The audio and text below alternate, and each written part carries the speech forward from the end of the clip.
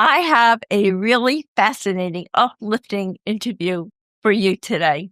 It is with Bobbi Rise, who wrote a book titled, You Don't Know Jack, How Antics from My Late Husband's Spirit Gave Undeniable Evidence of the Afterlife. Be sure to tune in to this interview to find out the many incredible ways Bobbi's husband Jack has come through to let her know in ways she cannot deny that it is really him coming through from the other side to connect with her.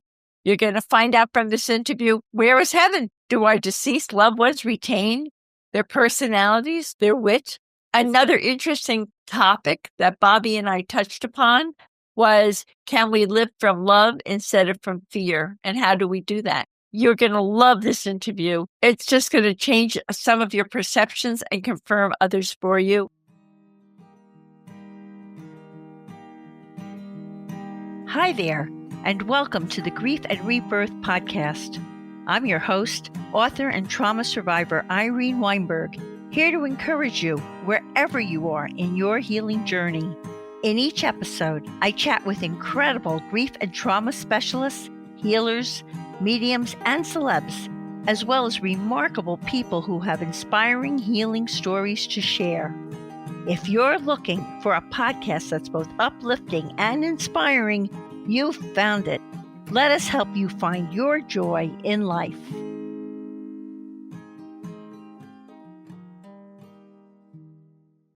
Hi, everyone. I hope this finds each of you so very well.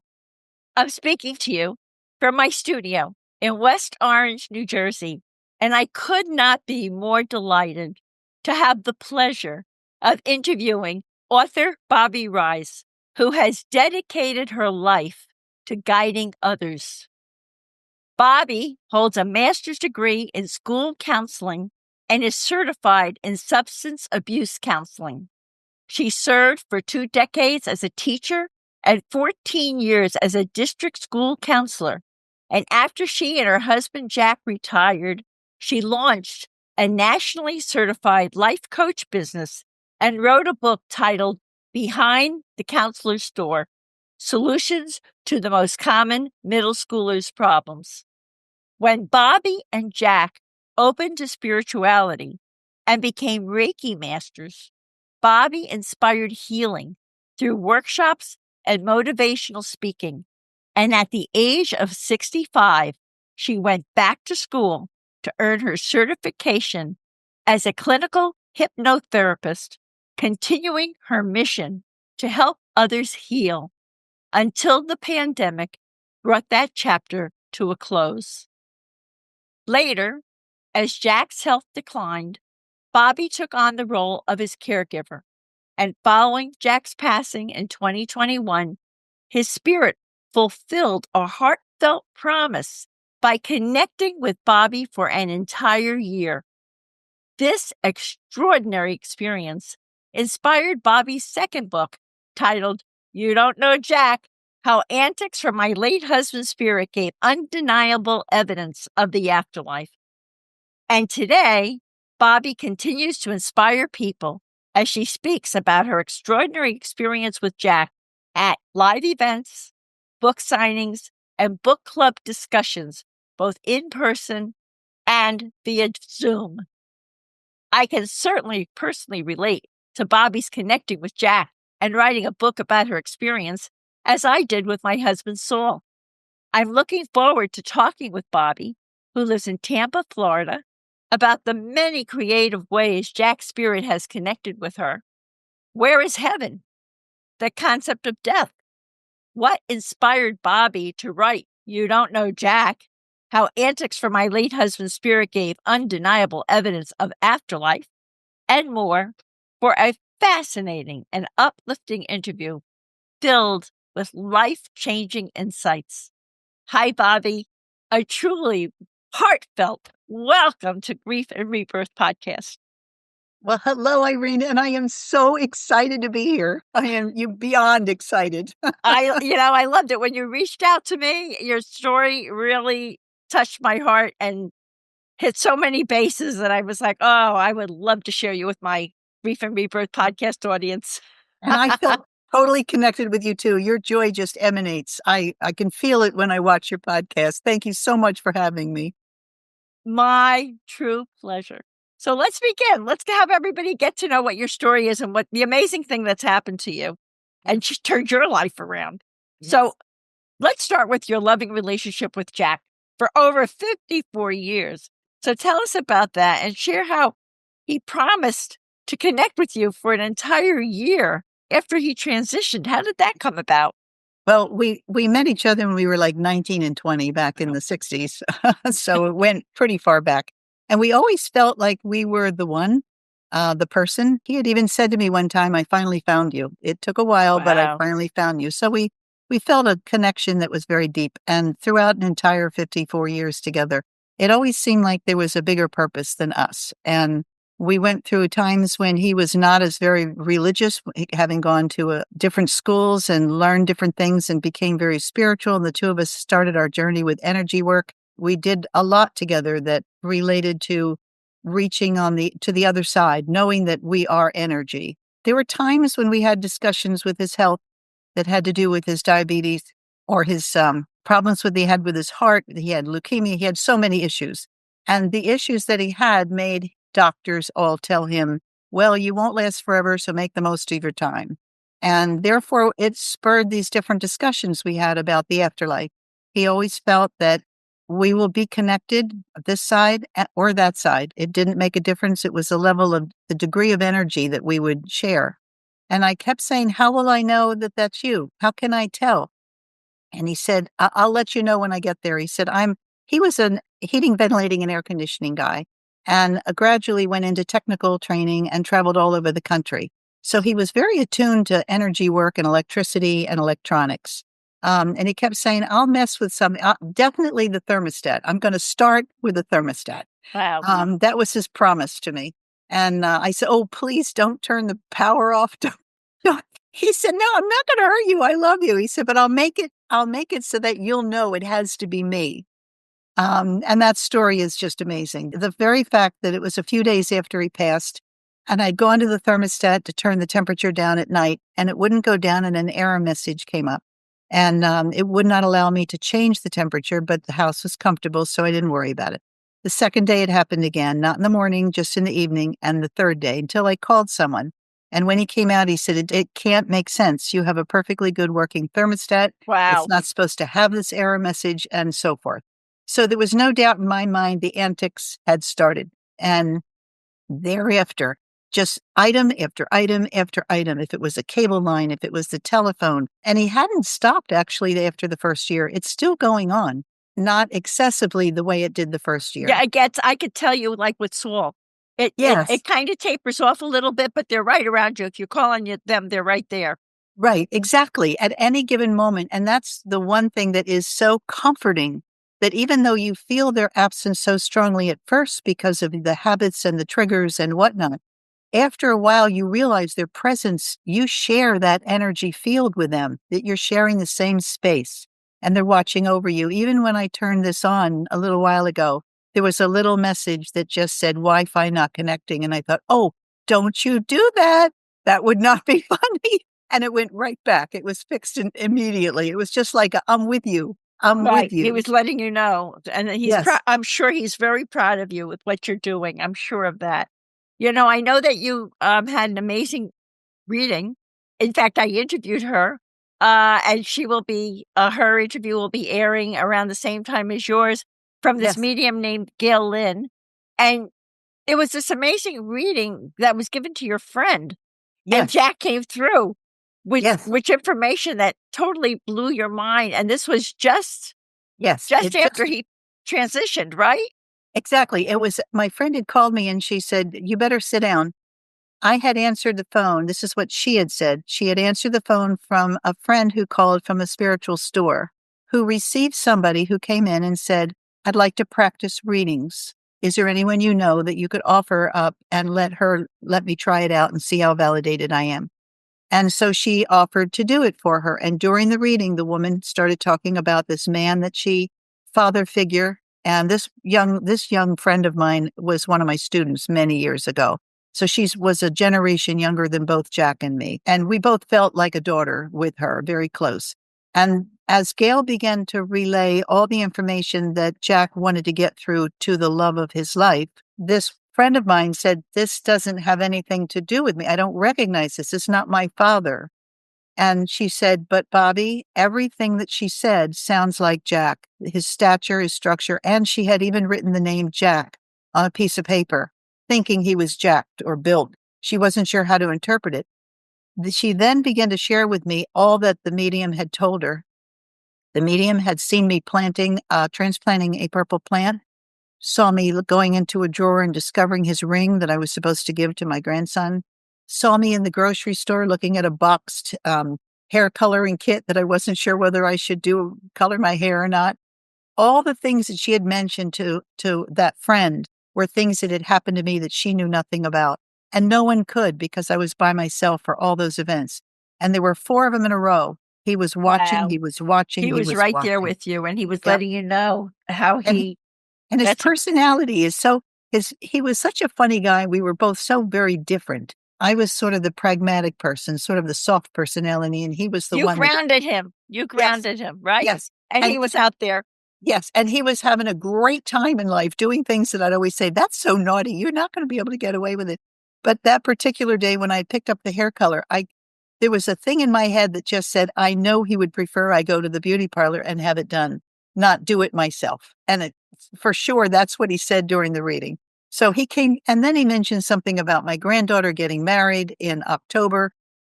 None of this stuff. How could she possibly know she didn't even know. Right. She didn't know about the purple. Right, right. So the entire reading was just one of validation after validation, and always something that no other person could even know. Honey, I'm here, I'm here, I'm here, I'm here, I I'm here. know. I Right, know. right. Yeah. Well, after that medium reading, you had another that Yes. became a big eye opener for you, right? Yes. Now you're starting to I Absolutely. can relate. Now you're starting to open to this world. So Yes. what was that one about? Well, it's funny because Gail Lynn has a son that passed, and he had given her many consoling messages prior to the one that I had the reading.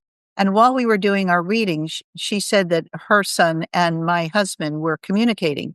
And one of the big messages that he had told her was, because I said, I feel like maybe there was more I could have done because I was his caretaker and I had to do all his food and make certain everything was okay with his heart and his blood sugar and everything else. And she said, "My son and Jack together are reminding you that you can't have regrets over small little moments in life when like it's a beat, this entire beach of a lifetime that you work through things and you raise each other up and you pick each other up and you may even have arguments. But to go back and look at one grain of sand on that beach, like a moment of regret, is such a waste of time because it's the whole beat that matters." And there were different messages that she gave me that were similar to that we have a granddaughter that is in touch with that concept of spirit, that feels, but doesn't want to say anything because she doesn't know if she's crazy. She doesn't know whether to share it with anybody else. And to give her assurance that she's not crazy, that we are just like in the other room. We're just a different dimension, but we're right there. That's amazing. Are there any other, I know you talked about the thermostat and a couple of things that he did. Are there any other amazing, no other Yes. explanation signs you received from Jack? Oh my goodness. They go on and on. One of my favorites, though, I noticed that the cable was not working in my guest bedroom. And I had called the cable company and he came out and he told me it was perfectly fine. And I said, but it wasn't working. And he said, it's working fine now. He said, there's nothing for me to repair. He said, do you have any other questions? And I said, okay, I do have another one. On my television set, up in the upper left-hand corner is caller ID. And when somebody calls the house, it shows on the television what the phone number is and the person that's calling. I said, these past few days, just the past 3 days in a row, it's happened over and over again, but it's my number and the phone's not ringing. So if I pick up the phone, there's a dial tone. There's nobody on the phone, but the caller ID says my husband is calling. And it's the phone number to our landline. Wow. So, and he said, I can't explain it. If it was a software glitch, then maybe it would be continuing and it would be within your television. He said, but it stopped. I said, it only did it 3 days. And it did several times each day till it got my attention and then it stopped. And that's his call sign. He does things for a few days in a row to get my attention. And then once he's got it, he can stop because he knows it's impacted me, just like the feather story. That was a whole nother one of having a feather under my mailbox, one big white feather on a Thursday, then again on a Friday, and again on a Saturday. Nothing on a Sunday or Monday, which happened to be a no mail day. No mail on Sunday and no mail on the 4th of July. Brought the feathers in, laid them on the counter. There's no other feathers anywhere in the yard. And I went to bed that night thinking I need to take a picture and document all this stuff that's happening. And the next morning when I got up, 2 of the feathers were there and 2 were not. 2 of them had jumped off, and I looked at my closed circuit TV and I watched the feathers sitting on the counter. And unfortunately, what I did is I put the camera on and I backed it up to see when I went to bed. And the 4 feathers were sitting on the counter just fine. And then in the middle of the night, 2 of them popped up and jumped off the counter. I know. And I keep everything documented now. That's so fabulous. So, Yeah. all right, so you're having all these experiences. The year goes by that he promised you. And what brought about your inspiration to write your book? You don't know Jack and Well, his it's funny. antics. What motivated you to do that? I mean, now you're still sort of grieving, right? Yes, I'm still trying hard to change the channel in my head and to find the bright side and be grateful for the memories, knowing that that's not so easy when the triggers trigger the faucet to run. But at a certain point, it occurred to me that if he's making all this effort to talk to me, show me, give me signs from the Christmas tree to the lamp by my reading chair, it was constant over and over. I owed it to him to serve what I thought was our purpose. And our purpose is to tell people they're not gone. They're right there. And it's his personality and it's his memory and his wit. Everything that's his essence of his being was what was coming through, sometimes as really comical things that only he would do. And or that only you would understand or you would know, right? Exactly. There's no such thing as coincidence when it happens this often and this clearly. On the night of our anniversary, what would have been our first anniversary after he passed, I remember saying to him, I want to hear from you if I can today. Just don't break anything. Like don't cause the refrigerator to give me ice cubes when I press water, because those are the kind of antics that he would do. Yeah. And I went into his den to get a stamp for a letter I'd written. And I noticed the telephone, the little LCD light in the remote phone lit up, and it was not ringing. And I went to look in the other room to see if that was lit up, and it wasn't. It was just in his den. And as I turned around, I noticed that the printer, that LCD light also came on. And then the alarm went off in the house saying that there was a window that was cracked open. And I went right to the window in the den. The window was fine. The printer was fine. The phone was fine. There were 3 things all at the same moment of my just saying, can you give me a sign? And I thought, oh my God, a happy anniversary, honey. This is absolutely amazing. I know in my heart you are here. So, Absolutely. Wow, that's no fabulous. doubt. I want to inject an experience I had with our audience because you're reminding me. My husband was a big football fan, and he would always religiously watch Monday Night Football. And of course, when I was grieving and going through the accident and all that happened to me, I guess he passed in December. So football was still going on, Monday Night Football.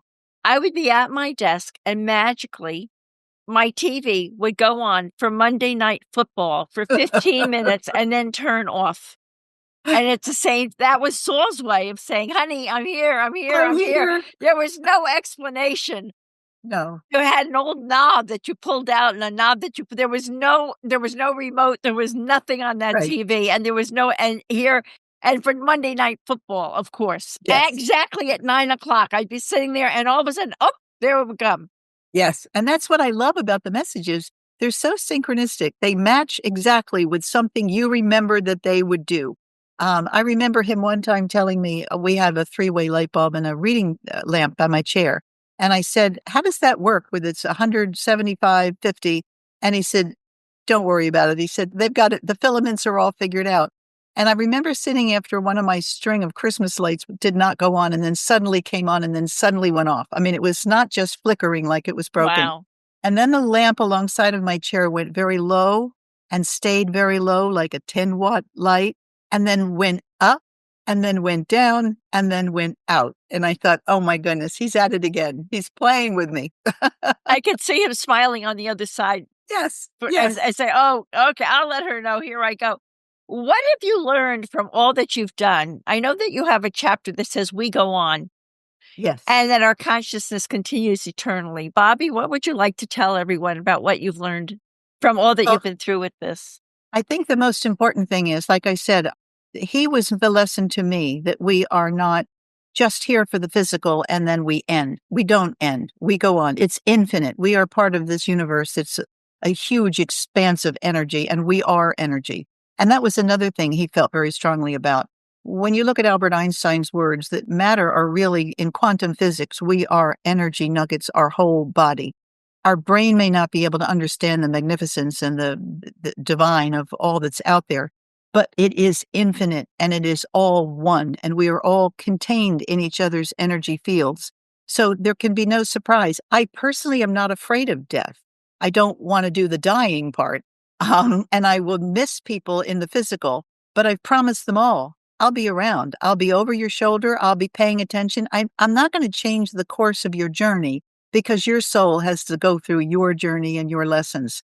But the love will always be there. And I do believe that you're done with your ego. You're done with making points and trying to prove anything or judging others. You are simply love crossed over to the other side, which is expansive and magnificent. And even Jack said in one of his readings, I said, what's it like? And he said, I can't tell you with your limited ability, but you'll know when you get there. And I thought, I love that. I just love that. I wouldn't be surprised if he brings you over. Well, he that was one of the messages also. I'll be there. I'll be ready for you. Yeah. So, Yeah. Saul has said that to me too. I know that you quiet your mind to receive his messages now.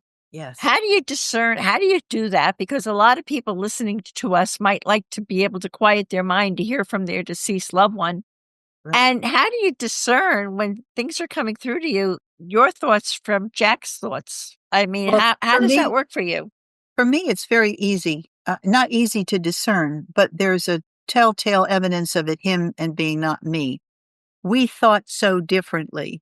And he always had that sort of a sarcastic little edge to him that would say things in a blunt way and make a whole room burst out laughing. I don't think like that. I'm that person that sort of puts things in a peaceful place and makes it palatable and whatnot.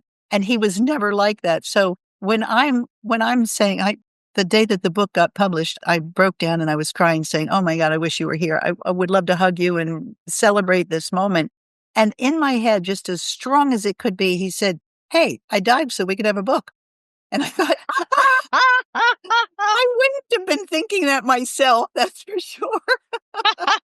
But those are the short little clips I get every now and then. So, and the quieting of the mind is getting out of the need. It seems like when I get needy, I don't get an answer as quickly because there's too much emotion built into it and too much. It kind of acts as a block, right? Yes, it really does. And when I get very comfortable and I get quiet and I get in any kind of higher energy modality where I'm feeling gratitude or I'm feeling love or at peace, whenever I'm in those happy thoughts, I feel the entry of him and his happy thoughts.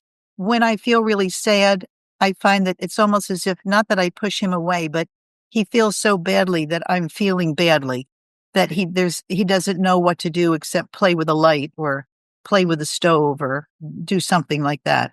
So it's not easy to discern, but I think if I stay in an upbeat, calm, quiet place. So you literally sit down and you calm yourself down, right? And you try to redirect your thoughts and focus on something that brings you joy. Exactly. In fact, I will sometimes, one time I went out and I wanted to write, I wanted to receive his information in my mind. And I realized what I was writing was what I would have expected him to say. I wasn't quieted. And then I went back outside and I sat in the chairs where we used to enjoy the sunset. And I just sat there peacefully with the sun warming my face saying, I know you're here with me. I know I can feel your presence, and I know you love this sunset as much as I do. The fact that we can share it now is so overwhelmingly joyful, and I'm in such a peaceful place. Tell me what you think I need to do when it comes to the book. And he said, whoever needs it will find it. And I thought, oh, I'm waiting for my list. I'm in a whole nother direction. And he was very calm. Don't worry. Whoever needs it will find it. And I thought, today you're on Grief and Rebirth podcast to help a yes, lot of people who would like to yes, read this to find it. yes. So share with our listeners what you've learned about the location of heaven, the Okay. concept of death, and living from love instead of from fear. Yeah, that's the big thing. And I think we were learning that as we were together jointly doing our spiritual journey. There's in his mind when he was growing up, and he told me this when we were first married, he said, my concept of heaven is the knowledge of what I've done right and good for other people and the earth. He said, what I've given back. He said, that will replenish me with that good energy of knowing I've done well in this lifetime. He said, when it comes to suffering, it's because I've done things that I know were not right. He said, that's the kind of thing that will not give me my heaven on the other side. Heaven on the other side is living in that beautiful, that envelope of love that we all share in that oneness.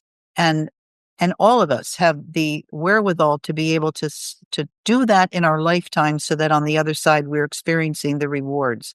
And I really do believe in that. It's not about the ego. It's just, if you're here from 0 to 100 or 0 to 20 or whatever the lifetime is, during that time period, you have the opportunity to feel the joy which radiates. It's an energetic experience that you share with others. So it's not even that you're giving people presents so that they're happy or doing things so that you're like getting a list of do-gooder kind of points. It's a matter of emanating the feeling of love to other people and the caring and the compassion to other human beings while we're here. While we're here, that Yeah. is definitely the definition of heaven. Yeah, exactly. So I've always felt heaven is living love as a behavior. Living life and kindness as a behavior to people, not just doling it out Right. every so often. I mean, just It's putting the sure. cart back, smiling at your neighbor, wishing Right. people well. It's just your way of Right, being. right. You know, being conscious that there is more, Right. and we get a life review on the other side. So maybe you want to cross over and get an A plus or an A minus or Yes, something, right? whatever. When I was a teacher, I did some guidance classes too as a school counselor, and I would sit with the little ones and I would say, what would you like to be remembered for when you're a grandma someday and your grandchildren are sitting on your lap and you're telling them about your life? And they'd all, oh, I want to be able to run really fast. I want to get straight A's. I want to be rich. I want to be famous. And I'll never forget one little girl said, Mrs. Rice, what do you want to be? And I said, I'd kind of like to be remembered for having been kind. I said, I think that that'll be my goal at the end of my life. And years later, because I had many years with these children, as they got up into the 8th grade and they were older, many of them would say, I'd like to be remembered in a way that people thought I was a really good person. And I thought, isn't that what it's about? Look at how you inspired them. And did you address living from love instead of from fear?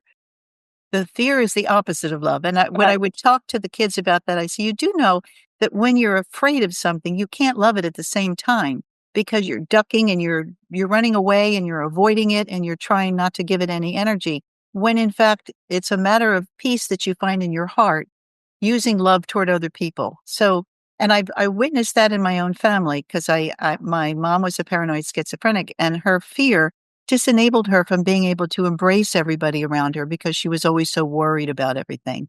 And so I got to witness that and realize that there wasn't a lot of strong connections between her and other people. And that was not going to be my life. So How sometimes we fortunate learn. she was to have a child with your disposition, considering her issues there. She was so Right. fortunate. And even on the other side now, I look at her and think of her as having had a tough experience. I can't hold it against her because certainly I wouldn't have asked for it, neither would have she.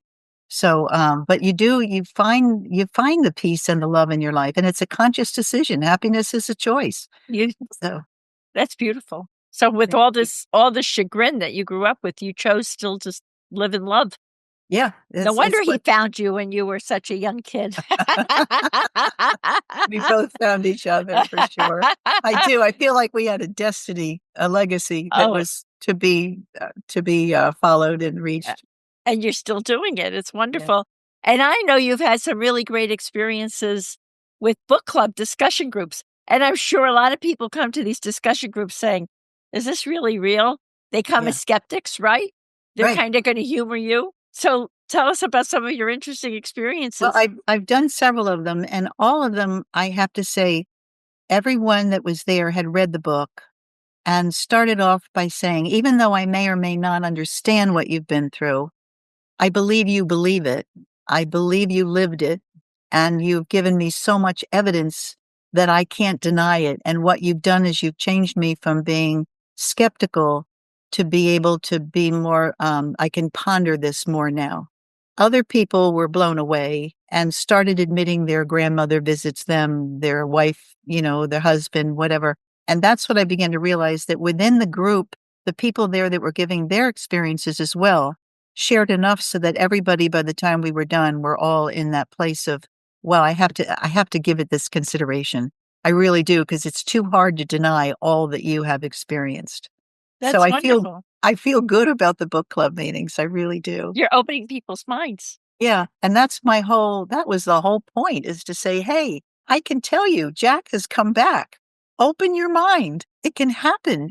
If you're aware, you can't just name a red cardinal your spouse. I mean, I know that that's not gonna sit well with many people, but the fact that your attention was drawn to it for whatever reason, those are the like, be open to whatever could be the way that it happens, because that's why I named it You Don't Know Jack. Actually, Jack named it. I'm not surprised at that at all. Yeah, in the middle of the night, I woke up with that saying and I thought, "Okay, Okay, all right. thank you. I'll Got it, take it." got it, honey. Yeah, has been our book for sure. For sure. What is your message about the importance of healing? Because you've done so much, you have so much experience in education and Yeah. continued healing with this experience and all. Why should people Well, I'll heal tell you. however they can, which takes courage and can face a lot of pain at times. Yes, it can be very challenging. When I did the counseling for many years, and when I fell into hypnotherapy, I realized how deeply seated our wounds can become. They sit in the subconscious. They create the foundation for our reactions to things. The beliefs can cause our emotions. It's so deeply rooted, and it's so impactful on our immune system and everyone else we contact, the domino effect. And the more I realize that people carry with them the burdens, the weight, the more negative they are, the more unhealthy they are physically. To me, you can't improve upon life when you sit with what's heavy and negative. You have to find ways of changing the channel, looking for the good, finding, probably the biggest one is having gratitude for what we have, because that's a channel changer right there. I mean, we can always focus on what we're missing and what we don't have. But when you look at all that we do have and you feel grateful each day for what you've been given, you just can't beat that. That's finding the joy, and deliberately finding the joy and giving the joy and living in that element, that energy level, to me is vital. Vital. When I feel, and I often do, great gratitude, I find it very uplifting. It like uplifts my vibration also. Yeah. Yeah, that's exactly how I feel too. Even if I'm out walking and I'm thinking to myself how lucky I am that at this age I can be out walking. Right. Just little That's things. wonderful. That's wonderful. Absolutely. Sometimes when these negative thoughts come into your mind, you could consciously say, I got to change the channel of what's Yes, going on over here. Let me right, think about something uplifting, of like gratitude or whatever, that I can right. change this to, And right? here's the thing I've been learning so much more about. Everything we experience comes from a thought, and the thoughts can be changed. We can let them pass through. We can change them into a different thought. It's just a thought. We make it up. Most of the time, we're creating the thoughts from some historical experience we've had, something in our chronology that is saying, uh-oh, be careful or watch out. And it's just a thought. And as quickly as it can be gone, you can be happy. So controlling the thoughts, it may not be easy, but getting rid of the bad ones and moving to positive is perfect. Well, I've heard the expression, don't believe everything you think. Yes, Right. that was the sign. That was a sign that was on my desk at school when I worked in the school system. It was a big sign that said, "Don't believe everything you think." And the kids would come in and say, "What does this mean?" And I'd say, "Well, let's talk about it a little bit. What are you thinking? What's the truth in that? What's the reality, or did you make it up?" So, yes, Is it bringing you down or is it lifting you up, right? exactly. So, That's great, Bobbi. You've had such rich experience as an educator also that has informed what you're doing. And I'm wondering, now that everyone would like to buy You Don't Know Jack, do you have a special offer for our Grief and Rebirth podcast audience today? yes, the one thing that I did in addition, speaking of thoughts, is a lot of meditations. I've had them recorded and I have them online. If there's somebody that is buying my book to know more about that, I'd be happy to give them a meditation. I would do it digitally if they go on my bobbirise.com website. That's wonderful. And we will absolutely put that link and all the information in the show notes when this episode airs. And I gotta ask, what is the Bobbi Rise tip for finding joy in life?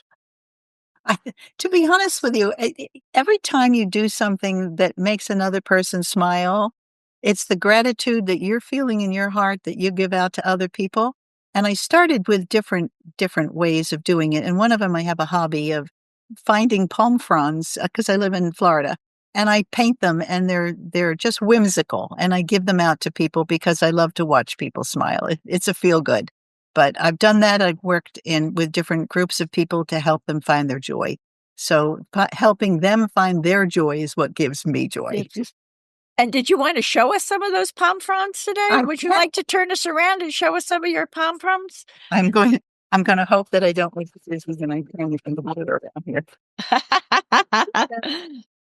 I keep them outside on a little, in what my husband used to call the man cave. Oh, I see them. How pretty. Just different ones, different holidays, just to be whimsical. And a lot of times I just drop them off at my neighbor's door and they know exactly who it is. Bobbi's been here. Yes. Bobbi's been here with her palm fronds. You my fronds, wish everyone a happy holiday. That's so lovely. That's your neighbors are very fortunate to have you there. Okay. I would like to say, I'd like to highlight this very wise and transformative quote from your book, You Don't Know Jack, for our Grief and Rebirth podcast audience. Quote, I believe that when I am on the other side, I will be able to have clarity on the effects of all I've done here while in the physical body, both good and bad. Jack's messages have made it clear. You remember the past you have accumulated. He shared it's all love. He's encouraged me to believe it is only right now, that it is beyond my imagination or ability to understand. I will when I get there. And since energy cannot be destroyed, it's eternal. So we're eternal. Again, I can't wrap my head around that, but it means to me that my life here must be just a blip in the infinite scheme of things. Looking at the difference Jack made while he was here, I would like to be a better person too, to come from a place of love and acceptance, avoid living in the past or in the future, and make a difference in the lives of others in the attempt to leave this place better for having been here.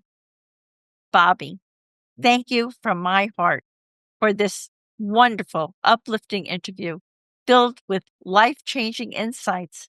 And we now can definitely say, to be continued. To be continued.